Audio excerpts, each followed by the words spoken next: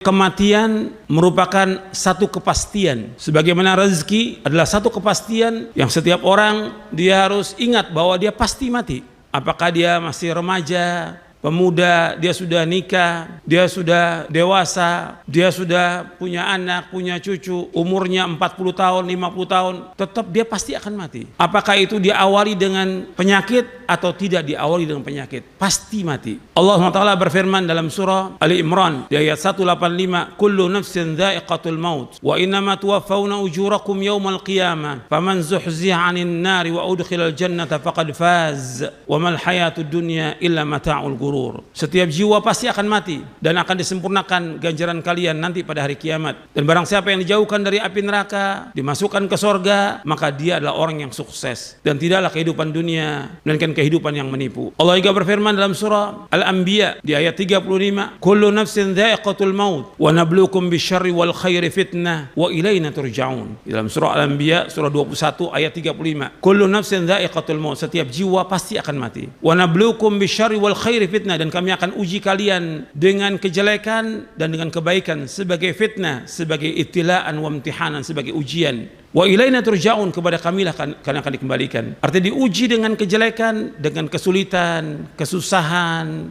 kefakiran, penyakit, bencana dan yang lainnya. Kemudian diuji dengan kebaikan, diuji dengan kesehatan, kesenangan, kekayaan dan yang lainnya. Tapi semua itu kata Allah fitnatan, sebagai ibtilaan wa imtihanan, sebagai cobaan dan ujian. Wa ilaina turja'un, dan kepada kamilah kalian akan dikembalikan. Artinya semua kita ini pasti akan kembali kepada Allah. Semua makhluk ini akan kembali kepada Allah Taala. Kemudian juga Allah sudah tetapkan kematian ini sejak 50.000 tahun sebelum Allah menciptakan langit dan bumi. Kemudian setelah janin ini berada di perut ibunya berumur 120 hari, ditiupkan ruh, kemudian disuruh malaikat untuk menulis rezekinya. Tsumma yursalu ilaihil malak fayanfukhu fir ruh fayu'maru bikatbi rizqihi wa ajalihi wa amalihi wa syaqiyun aw sa'id.